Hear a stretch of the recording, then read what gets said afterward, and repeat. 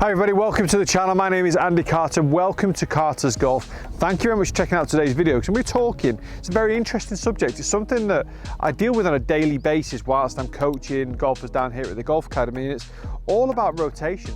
Do we really need so much rotation? You'll often hear me harping on about rotating at the shoulders and getting the hips to rotate, but there's also a lot of golfers that can't physically do that, whether it's down to a previous injury or kind of rotational restrictions or just generally age. If you're struggling to create a lot of rotation, then we need to be able to still play golf. We still need to be able to improve and get better and feel like we're getting better at such a difficult sport without having to do everything that the tour pros do.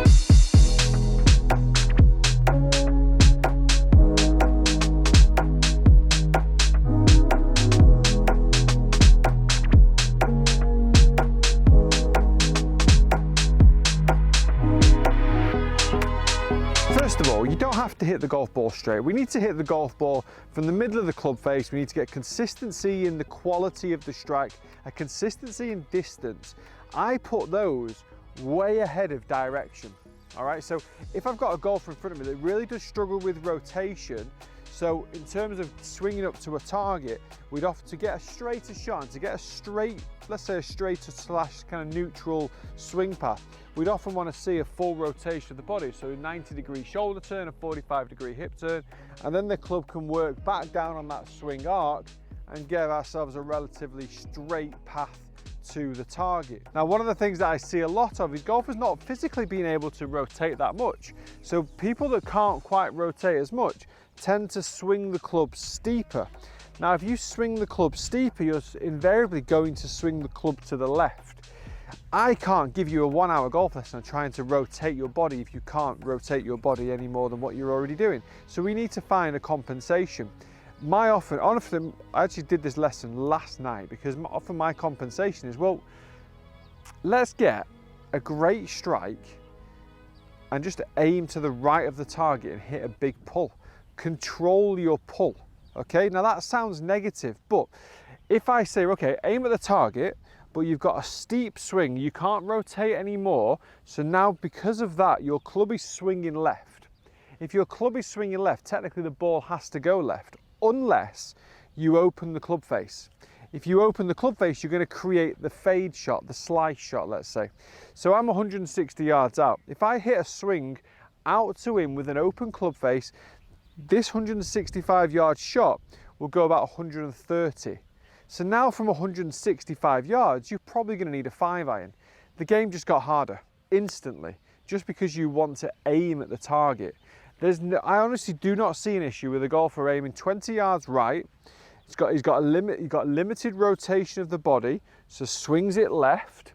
And if you get the club face and the swing path together, then the ball will go straight relative to path and face. Then we just align the body to allow for it. I'd rather you hit an 8-iron or 7-iron, whatever it's going to be, from 165 than a 5-iron, because the game will get a lot easier if you can do that. So for golfers that do struggle with rotation, I want you to really get the feeling of two things. The body position is a lot more onto your left side. And I want you to really get this feeling. Really get the feeling that your arms are working up and down. So when the body does rotate, the arms go upwards. So there's a little bit of rotation. So even if it's going like 45 degrees rotation of the shoulders, I want you to really feel the arms working upwards. Why? So then the arms can then work down and do that, catch it really fat. And the arms can work down because then we can start to look at de-lofting the club face through impact, compressing the ball through impact. And if we can do that, you're going to get better ball striking. If you come into the ball and try and open the face, you're going to get a really high ball flight and a high slice, which is therefore not going to work in terms of distance. Also, let's be fair, if you slice the ball, you're going to struggle with accuracy anyway, because sometimes you'll pull it, sometimes you'll overslice it, sometimes it'll be nice. You're going to have a two-way miss and an inconsistency of distance. Why not just hit a big pull and get a consistency of strike and distance that way? That's always my argument. We all want to strive for this perfection, but if we can't physically achieve it, then it's not going to happen. So we need to find the next realistic outcome. And I often teach this to guys, again, like I say, injuries, lower back injuries, elderly golfers. why not pull it 20 yards and just get the distance back?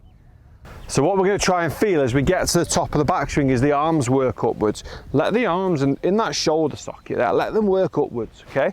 And then as you go through the shot, I want you to feel like the hands work past your lead leg. So in my case, my hands work left. So I'm going to go up, left. That's how I'm going to hit my pull. I'm going to create power without rotation. So I'm actually going to aim at the right bunker. I'm going to let my arms work up and my swing just work left. Okay, got my distance, the distance on the ball. There you are, I'm on the green. God, I've gone over the back of the green. Bit downwind, 167 yards from the buggy, 8 iron in hand. If I produce that swing path with an open club face, this ball will not go past 130 or 140, depending on my speed anyway.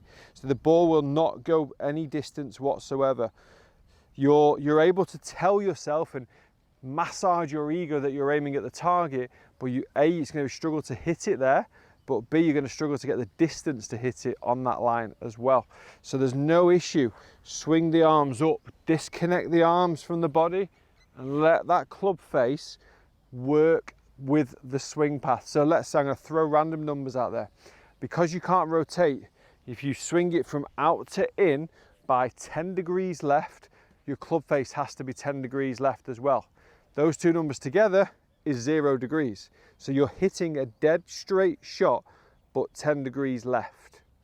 If my swing path is 10 degrees left, but my club face is 0 degrees, the club face might be straight at the target, but because of the 10-degree difference between path and face, I get me slice. I lose distance. The decision is, what do you want? And then there's also like, oh, I want both. If your body will not physically allow that rotation, we have to find the best possible compromise to get you around a golf course in the most satisfaction, the best score, and then basically beat your mates. Okay? So as the swing goes back, the arms go up. Okay, we're going to disconnect, lift the arms up in the air. And I often said to the guy yesterday, so just feel like it's literally going up and over your right shoulder. Don't worry about your rotation. If you can turn your hips, great, but really feel like the arms are working away from your body, getting that disconnection. And as your swing works left, make sure that club face works left as well. So I'm going to set that up again.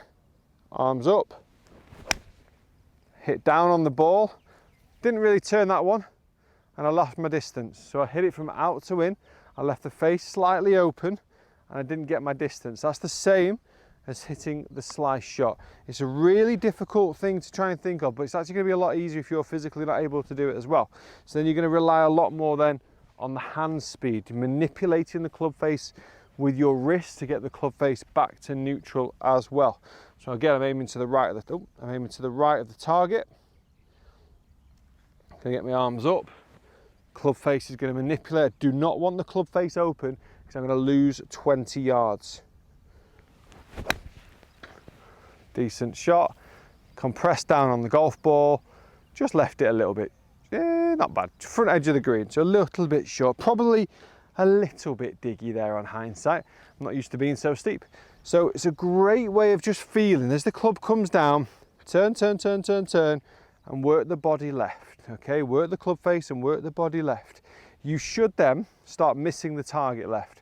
Then you set your alignment. There's no point trying to practice rotation if the body doesn't allow you to rotate. Again, these are the conversations I have all the time with clients that I teach at the Golf Academy. And initially it's like, but I want to be able to rotate.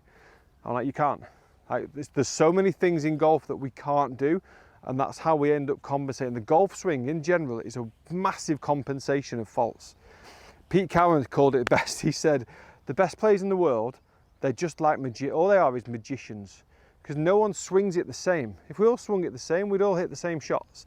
They don't swing it the same. What they do is they are master manipulators of the golf club.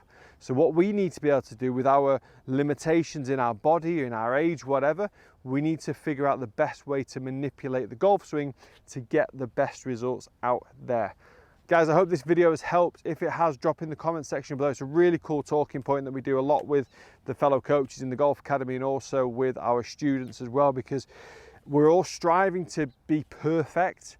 We're not going to be. We can't be. It's impossible. There isn't any such thing as perfect in golf anyway. Best players in the world have all got different golf swings because they've got different bodies, different limitations, past injuries, sizes, weight, height, speed, God, everything. That's why we're made so differently. So we've got to find the best way to master manipulate what we already do. Guys, thanks for watching, and I'll see you again in the next video.